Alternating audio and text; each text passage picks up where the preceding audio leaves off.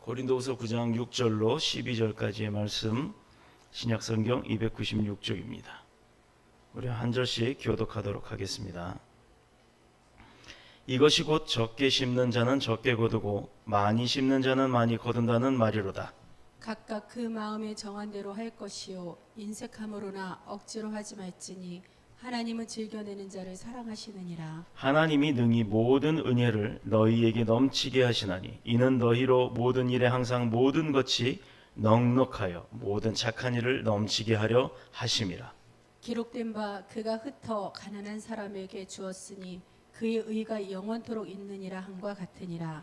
심는 자에게 씨와 먹을 양식을 주시는 이가 너희 심을 것을 주사 풍성하게 하시고 너희의 의의 열매를 더하게 하시리니 너희가 그 모든 일에 넉넉하여 너그럽게 연보를 함은 그들이 우리로 말미암아 하나님께 감사하게 하는 것이라. 함께 읽겠습니다.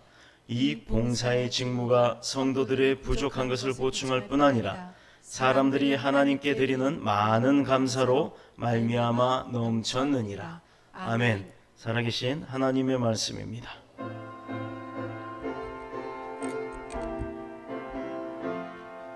주님, 우리의 마음을 여시어 말씀을 깨닫게 하옵소서. 아멘.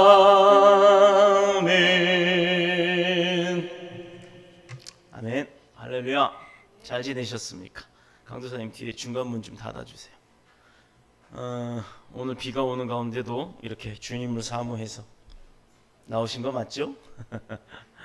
예배 가운데 큰 은혜가 있고 오늘 말씀 가운데 생기는 지혜로 하나님의 축복이 내 것이 되는 영광이 있기를 축복합니다.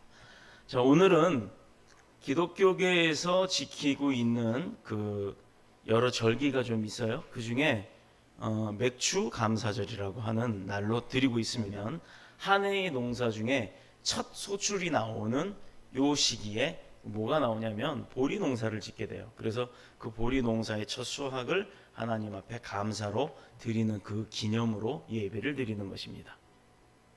보통 감리교에서는 맥주절 뭐 특별 헌금을 하고 그러는데 우리 장로교에서는 그러지는 않아요. 그래서 오늘 설교를 잘 들어보시면 오늘 말씀 가운데 무엇이 있느냐, 하나님이 내게 어떤 축복을 주시느냐, 그런데 하나님은 거저 주시는 분이 아니라는 거예요.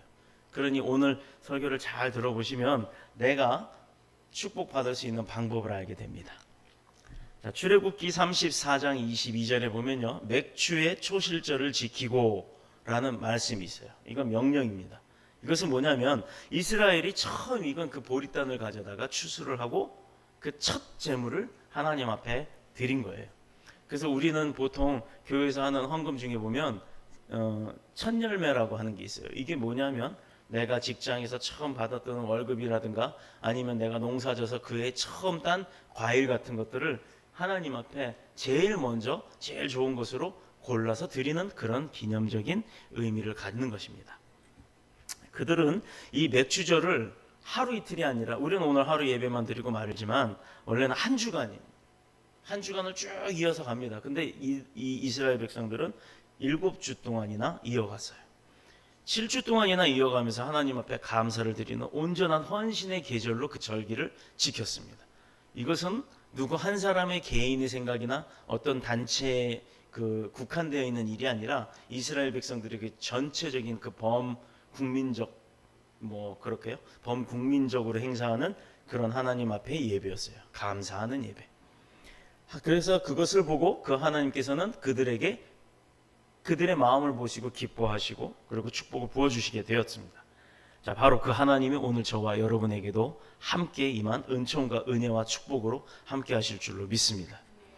하나님은요, 하나님을 사모하는, 사랑하는 그 자기의 백성된 모든 사람들을 향한 놀라운 계획과 또 그들에게 주고자 하는 능력을 가지고 계시는 줄로 믿습니다. 본문 8절에 보면 하나님이 능히 모든 은혜를 너희에게 넘치게 하시나니 이렇게 되어 있습니다. 하나님께서 우리에게 모든 은혜를 넘치게 한대요. 은혜라는 게 뭘까요? 자, 교회에서 참 말 많이 합니다. 은혜, 성령, 역사함 뭐 이런 거. 그런데 정작 그 단어의 뜻을 몰라요. 은혜는 무엇이냐? 내가 받은 감사함이에요. 그러니까 은혜가 있다라는 것은 내가 뭔가 받았다라는 거예요. 자, 가난한 사람에게 뭐가 필요합니까? 먹을 양식이 필요하겠죠. 또 집 없는 사람에겐 집이 필요할 테고, 차 없는 사람에겐 차가 필요해요. 근데 충분히 걸어 다닐 수 있는 사람한테는 차가 필요가 없어요. 괜히 돈만 나가요. 세금 나가고 연료비 나가고 또 보험료 나가고 쓰지도 않는데 나가야 합니다. 근데 그런 거 엄마 보고 사달라 그러면 어머니가 야, 너 학교 거기 앞인데 차가 뭐 필요해? 안 사주시죠. 똑같습니다. 하나님 앞에 우리가 구하는 것은 하나님께서 보셨을 때 우리에게 정말로 필요한 것을 구할 때, 그게 즉 하나님의 마음에 합할 때, 하나님이 원하시고 내가 원하고 할 때, 그때 하나님은 바로 즉시 응답을 통해서 우리에게 그 축복을 주시는 거예요. 근데 중요한 게 있습니다. 우리가 받았는데, 예를 들어서 당장 내가 내일 참고서를 하나 사야 돼요. 그래서 요즘 참고서가 얼마인지 모르겠지만 한 10,000원이 필요하다고 합시다. 근데 내가 용돈이 다 쓰고 없어요. 부모님한테 얘기를 해요. 나 다음 주부터 시험인데 참고서 사야 되는데 10,000원만 주세요. 그러면 대부분의 부모님이 주시죠. 근데 이걸 바꿔봅시다. 나 다음 주에 시험인데 오늘 술 먹고 놀러 가게 나 술값으로 10,000원만 주세요 하면 어느 부모님이 줘요? 안 주죠. 주시는 부모님이 있나요? 안 줍니다. 바로 이거예요. 하나님, 내가 술 먹으러 가게, 도박하러 가게, 카지노 가게 한 1,000,000원만 주세요. 이거 안 주세요. 절대 안 줍니다. 나에게 독이 되는 것은 어느 부모도 주질 않아요. 오늘 본문 8절에 능히 모든 은혜를 너에게 넘치게 하시나니 할 때, 이 은혜라는 것은요, 은혜가 넘친다는 의미가 뭘까요? 내가 받은 게 넘친다는 거예요. 그래서 내가 받은 거에 감사한 마음을 갖는 것이 넘친다는 얘기입니다. 즉 많은 것을 받는다, 풍성한 것을 주게 된다, 받게 된다라는 얘기예요. 넘치게 하다, 풍성하게 하다, 더하게 하다, 또는 부요하다, 너그럽다, 뭐 보충을 받는다, 이런 식으로 그 모든 뜻을 함께 내재하고 있는 것입니다. 그런 많은 감사, 그리고 후한 연보 등 듣기만 해도 이거 뭐 마음의 풍성해지잖아요. 내가 괜히 막 주머니가 두둑해진 것 같고 아직은 내가 못 느끼지만 받은 게 많다라고 하면 뭔가 부자가 된 느낌이 들기도 합니다. 이런 마음이 우리를 풍성해지고 가득 차게 하는 그런 마음의 느낌을 갖게 하는 게 바로 은혜예요. 근데 이게 받게 하는 것만으로 끝나는 게 아니라 실제로 받는다는 겁니다. 마음만 그런 것이 아니라 실제로 그렇게 누리게 된다는 거예요. 자, 왜 그렇게 하시는가? 왜 그렇게 하나님은 주지 못해서 안달을 하는가? 저는요, 대한민국에서 이름 되면 알만한 아주 대기업의 총수, 그분하고 연관이 있어서 어떤 일을 좀 하게 됐었어요. 그래서 그분하고 되게 가깝게 지냈고, 또 그분이 부탁한 어떤 것을 가지고 일본에 가서 그 어떤 일을 좀 했어요. 그래서 뭐 사람들이 흔히 말하는 뭐 요즘에 뭐 로또 복권 뭐 그런 거 있잖아요. 한 번 받으면 뭐 그거 뭐 몇십억 원 기본으로 1등 되는 거라며요. 근데 1등 되기가 하늘의 별 달기라며요. 달려 있는 거 뛰는 건 쉽죠. 근데 안 달려 있는 걸 갖다 별을 갖다 달아볼 생각을 해봐요. 얼마나 힘들겠어요. 근데 그만큼의 돈을 만져본 적이 있습니다. 그러나 그것은요, 처음에 돈이 없는 사람이 돈이 그렇게 많으면 행복할 것 같죠. 그런데 정작 돈이 그만큼 있으면요, 이 돈을 어떻게 할지 몰라요. 바로 그겁니다. 하나님께서는 그렇게 많은 걸 갖고 계시는 분이세요. 하나님은 돈뿐이 아니라 건강, 또 시간, 또 우리에게 많은 필요로 하는 많은 것들을 다 가지고 누리시는 분이에요. 그러니 그렇게 많은 걸 갖고 있는 분이 뭐가 필요하셔서 우리한테 달라고 하시겠습니까? 오히려 주려고 하시는 거죠. 그래서 하나님은 우리에게 주시는 분이세요. 자, 왜 그렇게 하시느냐?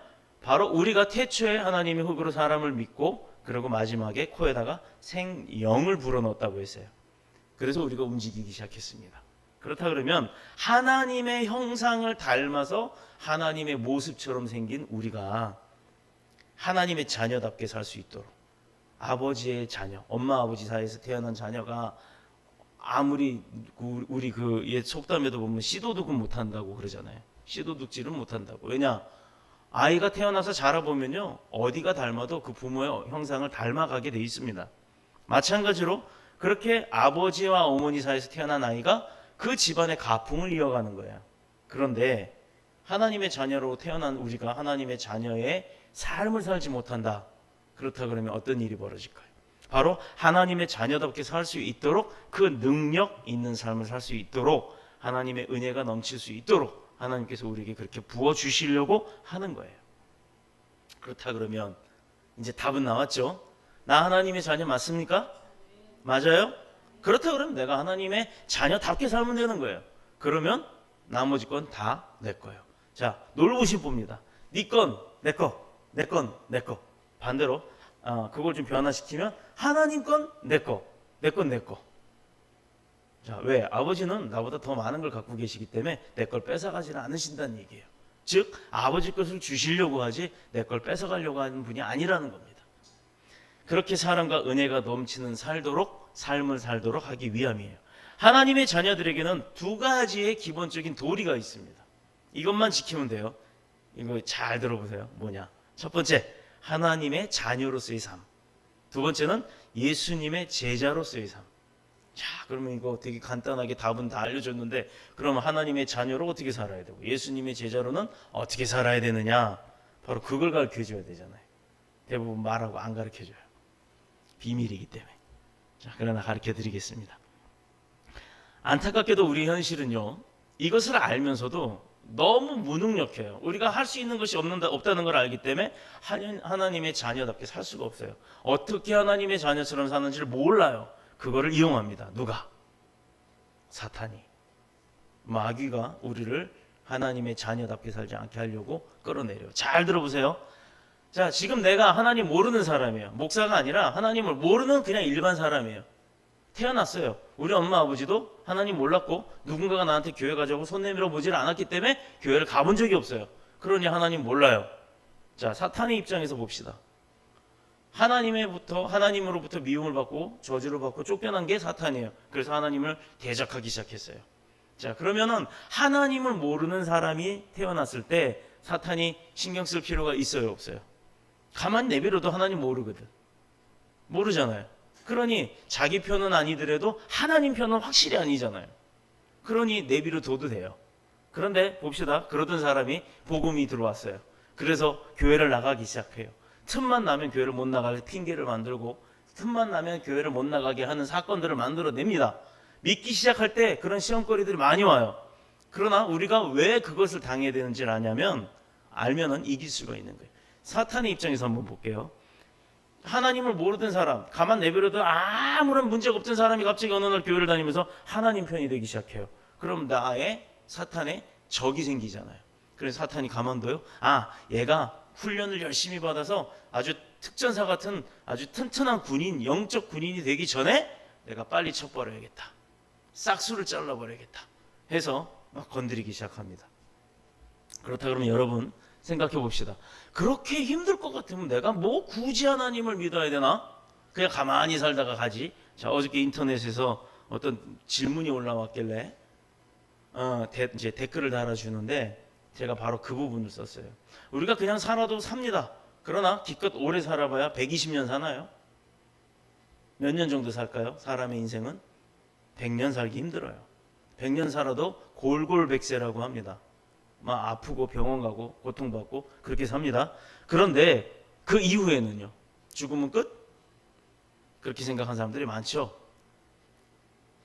왜? 아무도 죽었다 되돌아온 사람이 없으니까. 죽었다가 살아온 사람이 없어요. 그러나 가끔 나옵니다. 죽었다가 사망신고했다가 화장터에 들어가기 직전에 살아난 사람들. 그 사람들이 이구동성으로 하는 말이 있어요.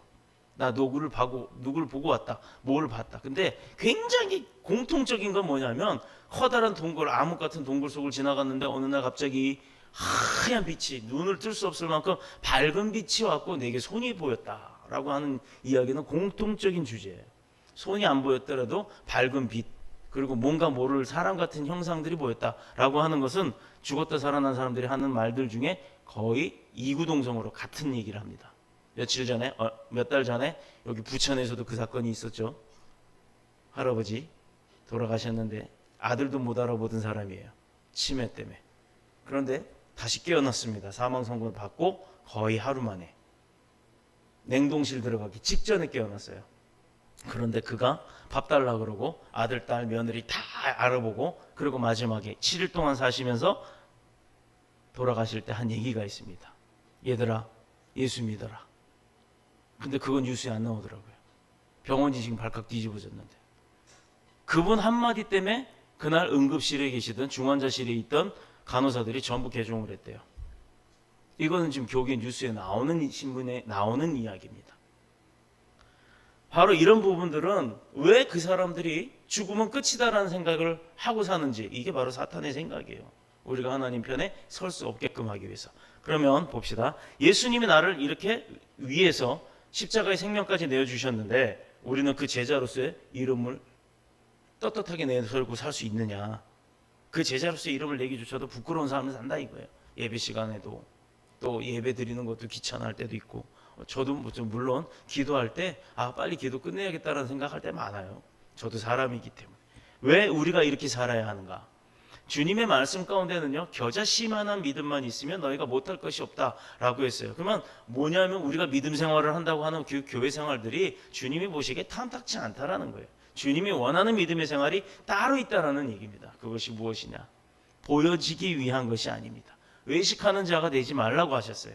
이건 뭐냐? 외식이라서 우리 밖에 나가서 밥 먹는 거, 그 외식이 아니고요. 겉으로 드러내는 것. 예를 들어 기껏 졸두고 앉아 있다가 누가 오는 소리가 나요. 그러니까 막 주여 하고 막 기도하는 척 하는 것. 또 찬양의 의미, 가사 아무것도 마음에 와닿지도 않는데 막 찬양 되게 열심히 부르다가 어느 순간 사람들 안 볼 때 하품하고 막 이러는 것. 이거요, 사람들은 못 알아볼 수 있습니다. 그러나 하나님은 보신다는 얘기예요. 오늘 주제의 본문, 심을 것을 주시는 하나님이라는 이 말씀을 가지고 무엇을 나누느냐, 하나님이 우리에게 무엇을 심고 무엇을 거두느냐를 얘기하십니다. 그런데 그 심을 것조차도 하나님이 주신다라는 거예요. 자, 그렇다면 우리 지금까지 예배의 생활, 우리 믿음 생활이 하나님의 자녀로서, 예수님의 제자로서의 삶이 맞았는가? 오늘 본문 말씀을 보고 근본적으로 해결받으시기를 축복합니다. 사도 바울이 10절에 보면 심는 자에게 씨와 먹을 양식을 주시는 이라고 하나님의 말씀을 표현을 합니다. 하나님이 우리에게 씨와 양식을 주신다는 거. 우리가 뭔가 곡식을 얻으려면 씨를 심어야 되잖아요. 그럼 그 씨는 어디서 나왔나요? 자, 생각해 보세요. 그 씨 어디서 나와요? 내가 배추 농사를 져요. 배추 씨를 심어야 돼요. 배추 씨 어디서 가져옵니까? 어디서 가져와요? 농사 안 지어봐서 모르죠. 어디서? 응? 열매에서? 잘 안 들렸어. 자, 종묘사라는 데가 있어요. 씨를 파는 데가 있습니다.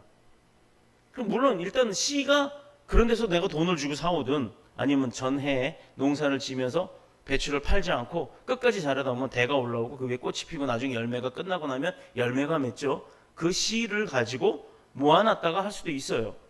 그런데 중요한 것은 씨가 있어야 열매가 맺는다는 겁니다. 그럼 처음에 그 씨는 누가 만들었을까요? 어느 날 갑자기? 자,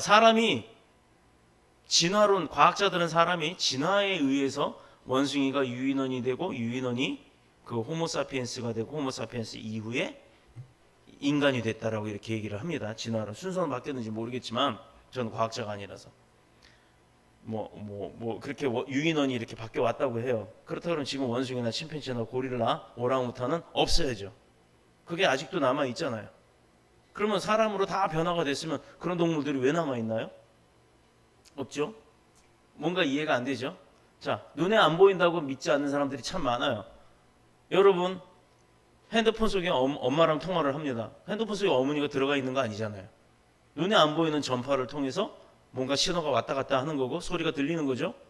근데 그 전파가 눈에 보여요?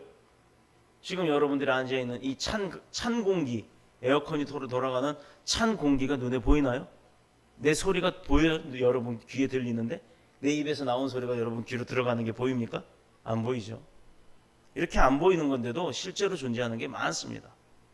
또 흔히 잘 아는 거북선, 이순신 장군이 만들었다고 하는데 어떻게 알았어요? 역사서를 보고 한 거죠. 기록된 역사서를 보고. 성경은 바로 그 이스라엘의 역사를 기록한 겁니다. 구약은.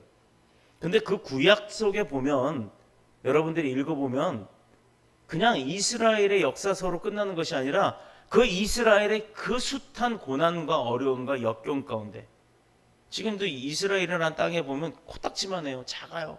우리나라 한반도보다도 작아요. 그런 나라 주변에 어마어마하게 큰 아랍 나라들이 있었어요. 그 나라들로부터 지금도 싸우고 있는데 아무도 이스라엘을 못 건드리지 않습니까? 왜 그럴까요? 그 이스라엘 사람들 가운데 하나님이 함께 하시면서 역사했던 일들이 있습니다. 이것이 바로 구약에 나온 기록이에요. 이 성경이 왜 전 세계적인 베스트셀러가 됐고 128개국 중에 110개국의 언어로 번역이 되어서 지금 각각의 나라에 퍼져 있습니까? 바로 이런 부분들입니다. 다윗은요, 처음부터 부자요, 능력이 넘치는 사람이 아니었어요. 다윗이 누군지 알죠? 다윗 왕이었습니다. 다윗이 받은 축복은 처음에는 요나단이라고 하는 그 친구의 도움을 받도록 돼 있었어요. 요나단은 다윗에게 자신의 축복의 미래를 여는 씨앗처럼 아주 소중한 존재였습니다. 뭔가가 시작이 되려면 그 씨가 있어야 되는 거예요. 씨앗이. 그 이후에 다윗은 인기와 세력이 늘고 또 능력이 늘고 막 이제 이러다 보니까 그 나라를 다스리던 사울 왕이 다윗을 죽이려고 작정을 합니다. 가만두면 자기보다 더 커지게 생겼거든요. 그래서 다윗은 어느 날부터 계속 그 사울 왕을 피해서 도망다니는 신세가 됐어요. 하나님을 찬양하는 사람이었는데 다윗이 하나님을 찬양을 잘하고 하나님 마음에 들게 하기 살기 시작하니까 하나님이 아까 오늘 본문 말씀처럼 막 능력을 부어주셨어요. 은혜가 넘치게 합니다. 그러니 그렇게 능력 있고 부자가 돼가고 또 힘이 생기고 권력이 생기고 하니 그 나라를 다스리던 왕 사울이 불안한 거예요. 내 백성들이 나한테 추종을 해야 되는데 오히려 다윗을 추종하기 시작해요. 그가 어떤 사람이었다고요? 하나님 마음에 합당한 사람이었어요.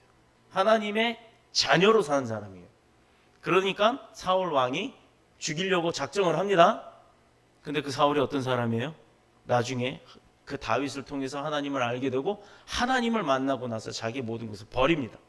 그리고 그 사울 왕이 사도 바울이 돼요. 사도 바울. 사울의 이름이 바뀌어서 바울이 됩니다. 사람이 변화되고 나서 우리가 늘 했던 사도행전이니 고린도전서, 고린도후서 이 모든 말씀의 주인공이 되는 예수님을 모셨던 사도 바울이 됩니다. 예수 그리스도를 섬기던 사람들을 죽이려고 했던 사람이 제자가 된다는 얘기예요. 자, 다윗 왕이 그렇게 부자가 된 이유가 나왔죠. 무엇 때문이라고요? 하나님을 찬양하고 하나님의 뜻에 합당케 산 사람이다. 자, 그 가운데 보면 생활이 어려운 사람, 원통하고 억울했던 사람, 또 의협심에 불타는 사람, 여러 종류의 사람들이 세상에 살아요. 다윗은 이 사람들을 돌보았어요. 하나님은 다윗에게 군주로서의 능력과 자질을 그냥 평민의 삶에서도 목동의 삶에서도 키워나가게 하셨던 겁니다.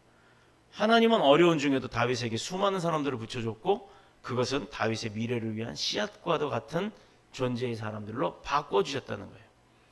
그들을 믿음으로 사랑으로 은혜로 심고 또 심었어요. 섬겨 나갔던 거예요. 왕으로서 군림하는 게 아니라 왕으로서 섬겨 나가는 거예요. 예수 그리스도가 이 땅에 오셔서 종의 모습으로 오신 거예요.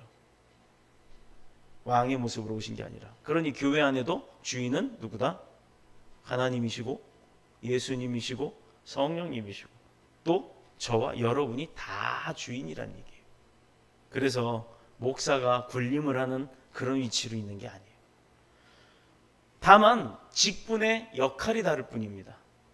여러분과 저의 역할이 다를 뿐이지 제가 이곳의 주인이고 이곳의 왕이고 그렇지가 않아요. 저 역시 종이고 또 저를 다스리시는 예수님 또한 하나님의 종으로 오신 분이세요. 그렇기 때문에 우리는 모두 누가 위고 아래고 이게 아니라 서로와 서로를 주님의 사랑 안에서 섬겨야 되는 줄로 믿습니다.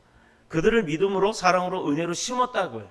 다윗이 그랬어요. 그랬더니 이스라엘 가운데서 그 많은 역사 기간 동안의 왕 중에 가장 위대한 왕으로 만들어 주신 분이 바로 하나님이셨다는 얘기예요. 다윗 왕을. 자, 본문 10절에 심는 자에게 씨와 먹을 양식을 주시는 이 중요한 사실이 여기에 숨겨져 있습니다. 심는 자에게 씨와 먹을 양식도 주신다는 거예요. 왜 씨만 있으면 되지 않나요? 근데 양식을 따로 주고 씨도 따로 준다는 얘기. 이게 뭘까요? 우리나라는 60년대만 해도요. 지금이 7월 달이죠. 6월 한 20일까지는 거의 굶었어요. 굶는 사람들이 참 많았습니다. 그걸 우리나라에서는 보릿고개라고 얘기를 해요. 이게 뭐냐면 고개 넘어가기가 힘들죠. 고개를 걸어서 가려면 참 힘들어요. 그러니 농번기 끝나 겨울이 지나 추수하고 나서 겨울 내내 먹던 양식이 다 떨어지고 나면 이제 봄에 겨울에 벼를 베고 난 땅에 보리를 심어요. 그럼 이게 겨우 내내 얼었던 땅에서 봄이 되면 싹이 나고 5월 말쯤 되면 이제 그 추수할 때가 됩니다. 그래서 맥추 감사절로 드리는 오늘이 뭐라고요? 보리를 첫 제물로 드리는 예배라고 했잖아요. 요맘때까지 보리가 자라는 기간 동안 사람들이 궁핍하게 굶을 때가 많았어요. 이게 우리나라의 현실이었습니다. 여러분들 어머님 세대, 부모님 세대, 60년대까지만 해도 그랬어요. 저도 시골에서 자랐기 때문에 70년대를 살아왔지만 저도 보릿고개를 겪어봤어요. 정말 생각하기도 힘들 정도로 저는 풀뿌리를 삶아 먹어본 적은 없습니다. 물론 죽으로 대체를 하기는 했지만 대부분 배가 허기지고 고프니까 소나무 가지 꺾어서 먹고 막 그랬어요. 70년대를 지내왔던 저도 보릿고개에 대해서는 조금 그 맛을 보기는 했습니다만 굉장히 고통스러웠었습니다. 자, 시골에 농사 짓는 집에 봄이 되면 씨앗을 심어야 되는데 밭에 나가 뿌릴 씨앗들을 따로 보관을 해요. 가을에 추수해서 그걸 다 먹지를 않습니다. 벽시도요, 쌀로 다 까서 먹는 게 아니라 쌀을 까기 전에 볕단에서 추수한 나달갱이로 보관을 하고 먹을 때 돼서 방아 쪄서 그 껍질을 벗겨서 먹었어요. 그러니 몇 가마는 남겨놓죠. 겨우 내내. 그게 봄이 돼야 씨앗을 뿌려서 다시 모내기를 할 수가 있기 때문입니다. 그런데 너무 배가 고프면요, 야금야금 그걸 먹게 돼버려요. 나중에 어떻게 되겠지, 나중에 무슨 수가 생기겠지 하고 당장 배가 고프니까 그걸 야금야금 먹습니다. 그럼 나중에 그 종자씨라고 하는 것까지도 다 먹어버리는 그런 사태가 벌어지는 경우가 많았어요. 그래서 봄만 되면 막 나달 구하러 다닙니다. 그거 한 가마 구해서 나중에 세 가마 네 가마로 갚아야 되는 그런 일들이 벌어졌었어요. 그러니 쌀 농사를 저도 추수하고 나면 먹을 게 없었던 거예요. 그 대통령이 무엇을 했느냐, 정책적으로 쌀 한 포기에서 많은 양이 열릴 수 있도록 통일벼라는 것을 개량해라, 개종해라, 만들어라, 품종 개량을 해라라고 해서 농업진흥청이라는 걸 만들고 그 다음부터 우리나라가 그런 개량 품종을 심기 시작함으로 인해 우리나라가 쌀이 좀 많아진 거예요. 더욱이 인구는 줄고 지금 쌀 잘 안 먹잖아요. 그래서 쌀이 많이 남은 겁니다.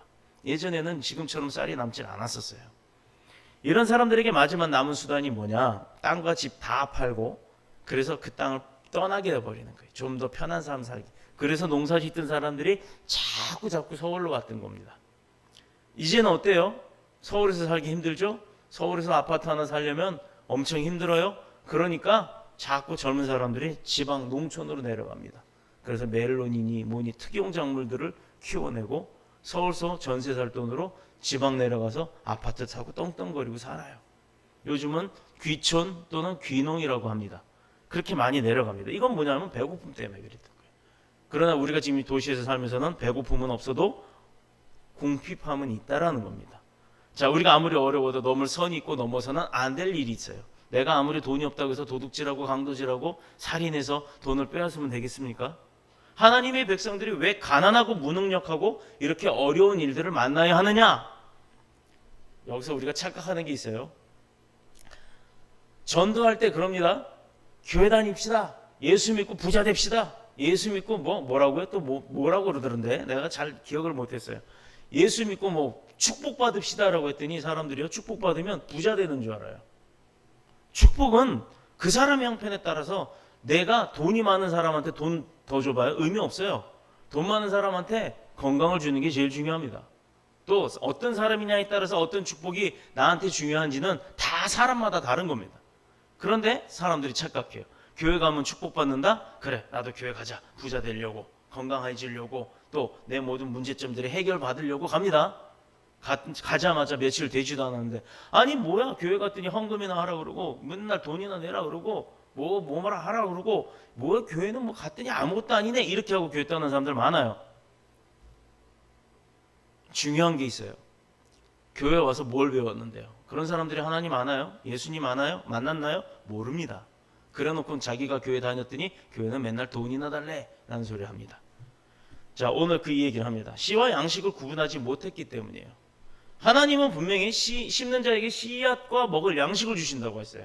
이것은 용도가 다르다는 겁니다. 같은 축복을 받는다 하더라도 받은 축복의 용도가 틀려요. 그러면 용도가 틀리다는 건 뭐예요? 쓰는 곳이 다르다는 얘기예요. 예를 들어서 아버지가 100만 원을 줬어요. 야, 이거 네가 알아서 써 하고 100만 원 줬어요. 그럼 그거 갖고 뭘 할 거야? 뭐를 하든 내가 마음대로 계획을 세우는 거예요. 이거는 적금은 얼마 들고 뭐는 뭐 사고 뭐는 뭐 사고 이렇게 본인이 계획을 하고 용도를 별로 나눠 놓죠. 똑같습니다. 11조 설교를 그렇게 저는 안 해요. 왜? 11조? 저는요 그게 돈이라고 생각하지 않기 때문입니다. 씨와 양식을 다 먹어치우는 것. 이거요. 감사 설교를 그렇게 해도요. 씨와 양식을 구분하지 못하고 그냥 다음날부터 아무것도 남지 않고 막 써버리는 어떤 가정을 제가 본 적이 있었어요. 씨는 내 것이 아니라고 생각합니다. 씨는 내가 받았으니까 써버려도 또 씨가 올 거다라는 생각을 해요. 천만의 말씀. 천만의 말씀.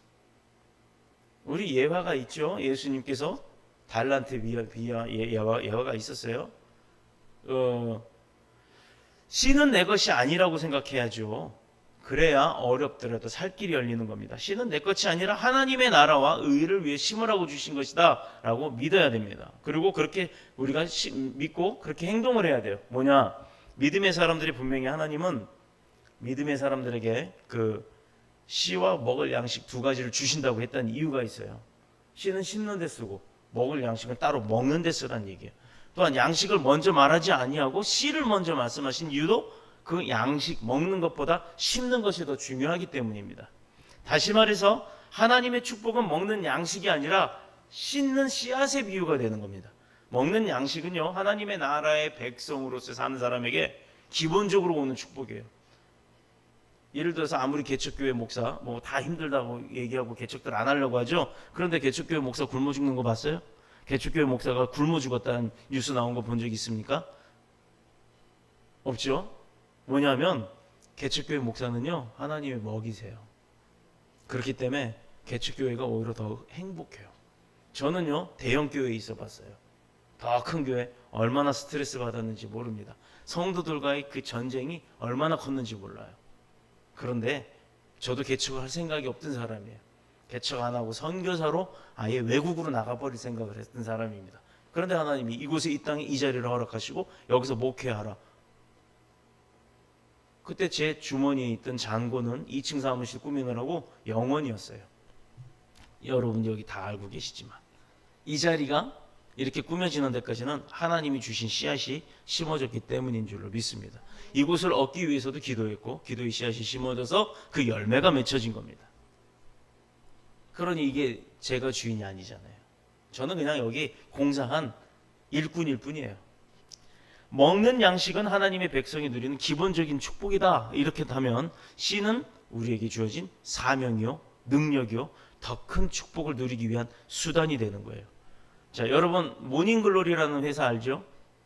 알아요? 요즘 문구 그럼 모나미 볼펜은 알아요? 그래요? 플러스펜이라는 건 아나요? 그래요? 그럼 우리나라에 모닝글로리라고 하는 회사가 문구 회사가 있어요. 뭐 노트부터 연필, 지우개 별의별 게 다 나와요. 이 한국의 모닝글로리 회사가 2년 동안 5억이라는 돈을 투자를 합니다. 그렇게 큰 회사가 아니거든요. 근데 5억을 투자해서 뭘 했냐면 1,000원짜리 볼펜을 개발을 해요. 한번 이제 문구점 가서 찾아보세요. 일주일 만에 그게 이제 완성이 되고 나서 일주일 만에 시판되고 일주일 만에 장장 15만 자루가 팔렸답니다.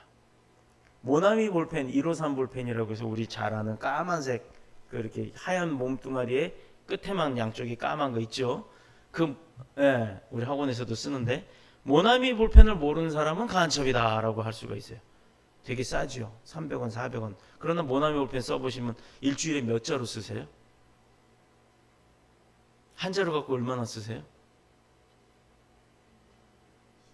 20일 정도. 근데 그게 메모만 하는 정도 수준이죠. 학생이 만약에 그거를 공부하는 데 쓴다 그러면 얼마나 썼을까요? 여러분 학생들은 얼마나 쓰나요? 모나미 볼펜 한 자루? 모나미 볼펜 제 기억으로는요. 저는 모나미 볼펜 출신입니다. 3일도 못 갔던 것 같아요.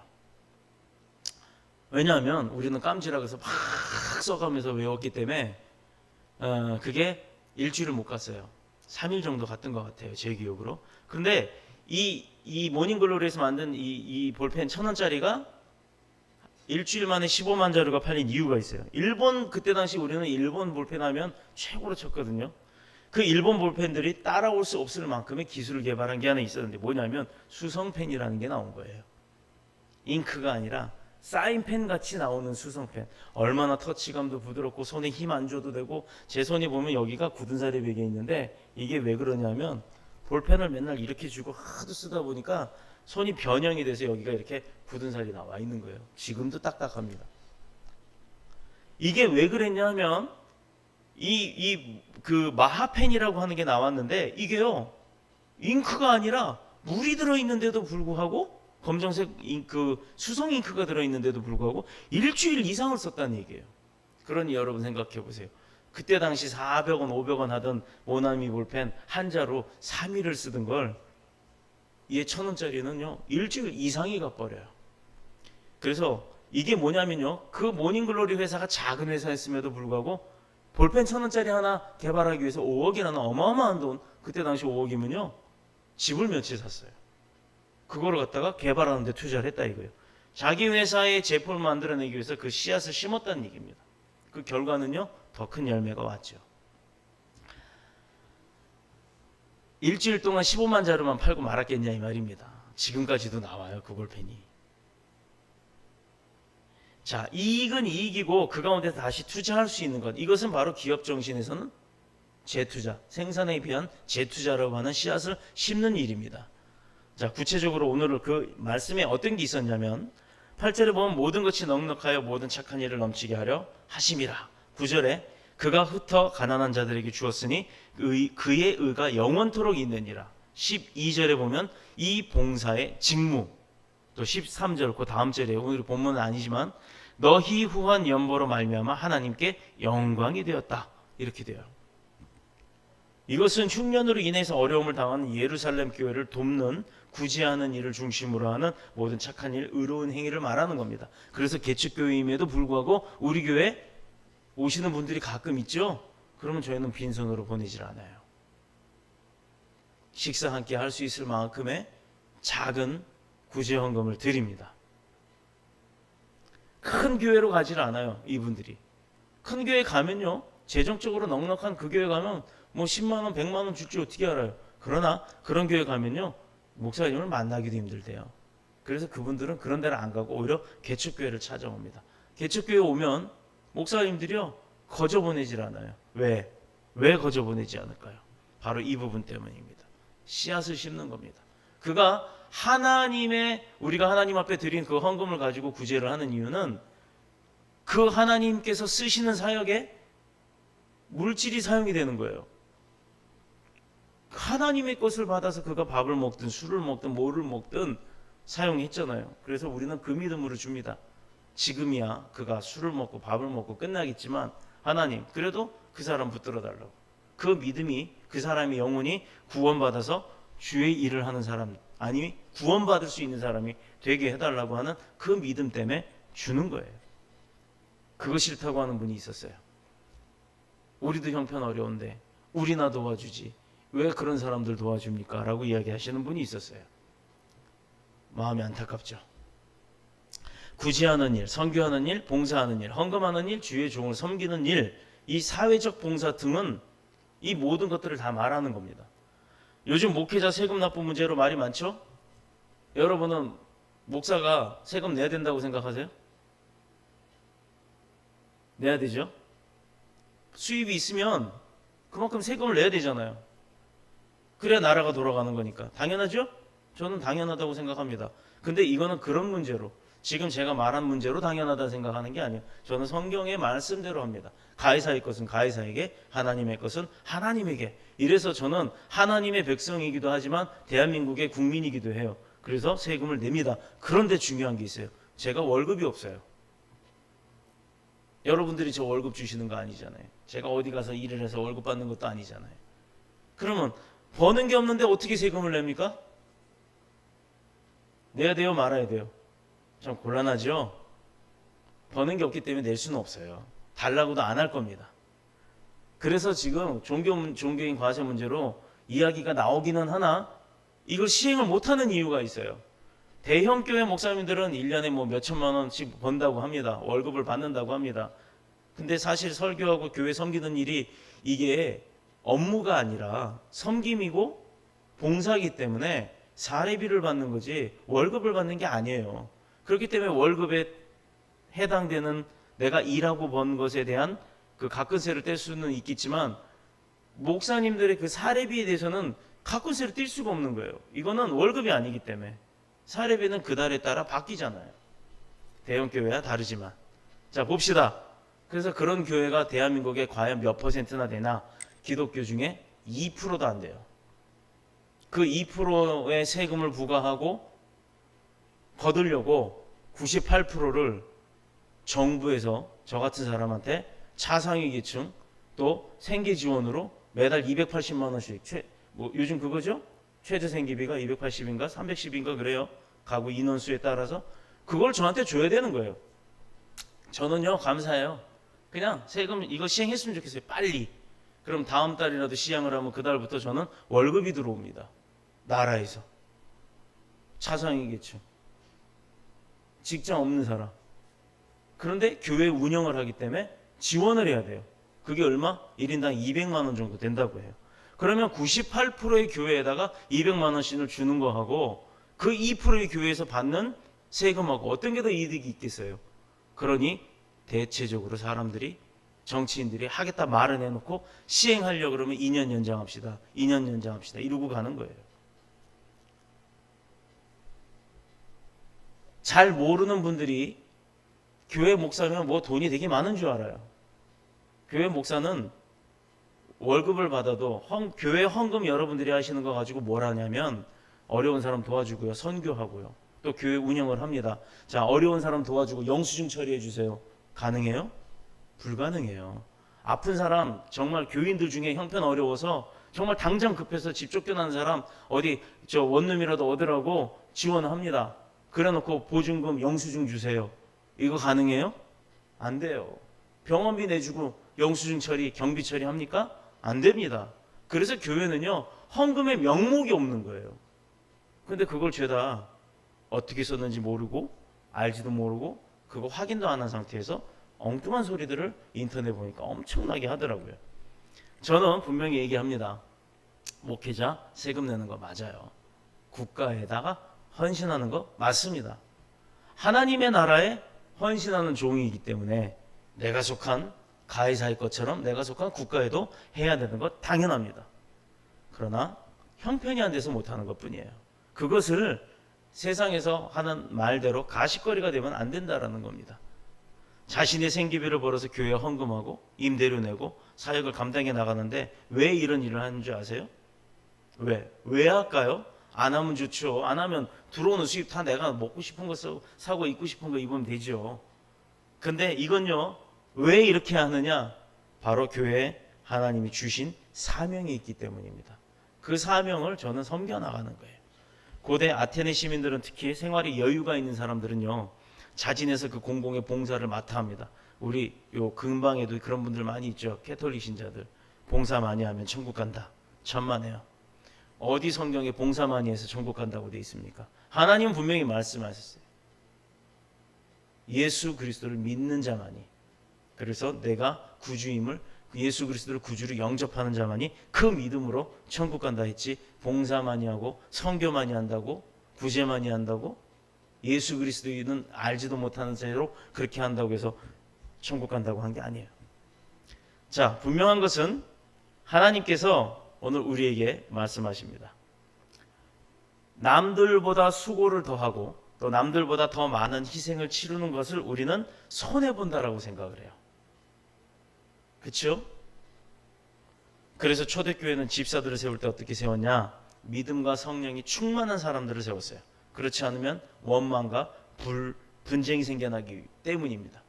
교회 몇 년 다녔다고 집사 직분 주고 권사 직분 주고 장로 직분 주고 그런 게 아니에요.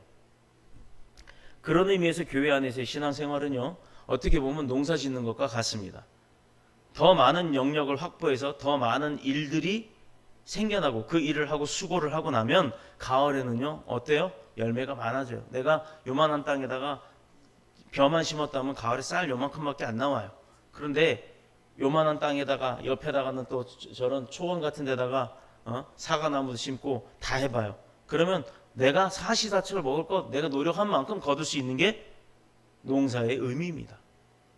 더 많은 영역을 확보할 때마다 그만큼 내가 일을 많이 하게 되는 거고 그만큼 일을 많이 하면 거둬지는 열매가 많다는 거예요. 이것을 나는 지금 농사로 비유를 했지만 여러분들의 믿음 생활이라고 바꿔서 생각해 보십시오. 교회 안에서의 사역, 또 교회 바깥에서의 사역, 이런 것들을 내가 얼마만큼 찾아서 하느냐에 따라서 내게 거둬지는 축복은 더 많아진다라는 거예요. 그뿐이 아니라 7절에 하나님은 즐겨서 내는 자를 사랑한다라고 얘기하셨습니다. 지금까지 우리는 억지로 의무감으로 눈치 보면서 드릴 때 많았어요. 교회는요, 하나님은 거지가 아니에요. 교회는 헌금하러 오는, 돈 내러 오는 데가 아니에요.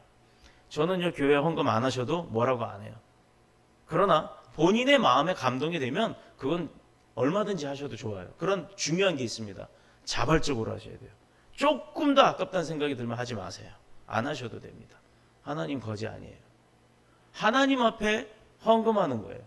그건 뭐냐면 내가 받은 게 감사해서 은혜가 있어서 그것에 대한 내가 드릴 수 있는 게 없기 때문에 그냥 물질로 드리는 겁니다. 그 물질로 드리면 그게 교회에서 사역을 함에 있어 여러 곳에 필요한 대로 쓰는 거죠. 그게 강요가 되는 게 되면 문제가 돼요. 그거 걷어서 건물 져서 빚 못 갚아갖고 기껏 교회 잘 져놓고 교인들 상처 다 받게 하고 그리고 경매 넘어가고 이단들이 사서 엉뚱한 짓거리들 하고 이런 거 얼마나 많이 봤습니까? 그럴 필요 없습니다. 저는요 나중에 교회가 커져 사람들이 이 자리에서 다 예배 못 드린다고 하면 학교 강당 빌려서 할 거예요. 건물 안 사서 좋잖아요.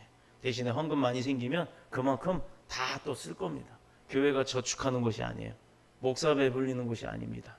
여러분들과 함께 기쁨으로 나누는 곳이에요. 그래야 그 기쁨 가운데 하나님이 즐겨내고 즐겨 봉사하고 섬기는 모든 여러분들과 저한테 축복을 주시는 거예요. 축복받기 위해서 교회 오는 거 맞습니다. 부자 되기 위해서 오는 게 아니에요. 내게 필요한 것이 생기기 위해서 오는 겁니다. 그것이 돈이 아니라 돈이 될 수도 있지만 건강이 될 수도 있고 시간 없는 사람에게 시간이 될 수도 있는 거고 내게 능력이 없는 사람이 능력이 될 수도 있는 거예요. 필요한 것은 나보다도 하나님이 더 잘하시기 때문입니다. 그로 인해 주의 몸된 교회에 충성하는 사람들은 주님을 뜨겁게 사랑하는 사람인 줄로 믿습니다. 주의 종을 귀하게 여기다고 또 여겨주시고 또 섬기고 받드시는 분들도 믿음의 도리를 잘 아는 분들 중에 하나인 겁니다. 그것이 곧 하나님을 섬기는 일이다.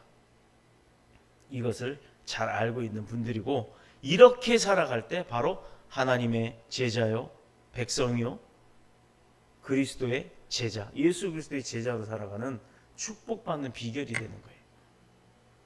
하나님이 우리에게 어떤 때는 사람들을 붙여주셔서 그 사람을 나의 받을 축복의 씨가 되게 하시는 경우도 있어요. 나를 돕는 사람을 붙여주시기도 합니다. 어떤 때는 물질을 주시고 어떨 때는 그 물질이 선교와 봉사와 구제로 특히 우리 교회 그 설립이 씨가 되기도 했었어요. 전혀 모르는 분들이 와서 헌금을 하고 가셨어요. 그리고 심지어 부족할 때는 어떻게 했냐면 학원에 올 사람이 아닌데 오게 하셨어요. 그리고 딱 한 달만 다니고 그만뒀습니다. 뭐냐? 한 달은 뭐냐? 왜 한 달 다니게 했느냐? 첫 달 아까 얘기했듯이 첫 열매, 첫 소출은 하나님 앞에 안중수 음악학원에서는 다 드려요. 예를 들어 어느 한 사람이 와서 A라는 사람이 와서 그달 첫 수강료를 내면 그 첫 수강료가 다 하나님 앞으로 헌금이 됩니다. 첫 열매로.